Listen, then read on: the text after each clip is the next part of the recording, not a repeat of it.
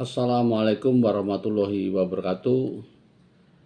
Jumpa lagi dalam siaran Forbidden Question bersama saya Ezrinal Aziz. Topik kali ini saya beri judul Ihwal haramnya makan daging babi. Jadi ini juga jadi perbincangan orang-orang yang kritis, selalu mempertanyakan kenapa kok daging babi oleh Islam diharamkan, sementara daging babi itu gizinya bagus, ternaknya mudah, rasanya enak gitu ya. Dulu waktu kecil saya berpendapat karena ada pelajaran biologi, nah itu bang diharamkan karena tidak sehat, karena banyak cacing pitanya di informasi betul. Tapi dengan teknologi sekarang itu tidak ada masalah, orang tidak kena penyakit cacing pita dengan memakan daging babi ya. Lalu kenapa diharamkan oleh agama Islam dan juga agama Yahudi? Di Taurat itu juga diharamkan. Terus terang sampai saat ini saya tidak punya alasan ya, tidak punya penjelasan yang clear mengapa itu diharamkan ya. Tetapi saya punya cerita yang mungkin bisa memahami larangan itu. Jadi ceritanya ini saya dengar waktu saya masih kecil ya, dalam sebuah ceramah ya, seorang ilmuwan muslim intelektual Islam, saya lupa namanya, di UGM kalau nggak salah, Profesor Baikuni ya, yang memang kritis dan mempertanyakan itu dan melakukan eksperimen. Karena saya yakin ini banyak orang makan babi tidak ada masalah terkait kesehatan, terkait yang lain-lain. Saya coba aja makan babi sebagai, walaupun itu tahu itu haram, saya pengen tahu haramnya seperti apa.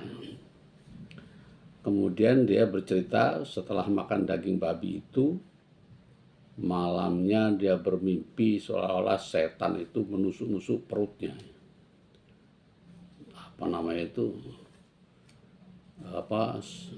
Setan dalam mimpi itu terlihat menyengsarakan dia, membuat dia sakit dan sebagainya dalam mimpi. Setelah besoknya dia sadar, bangun dari mimpi, dan dia merasa sangat bersalah, sangat berdosa, perasaannya tidak enak, dan apalagi mimpi itu dia bertobat.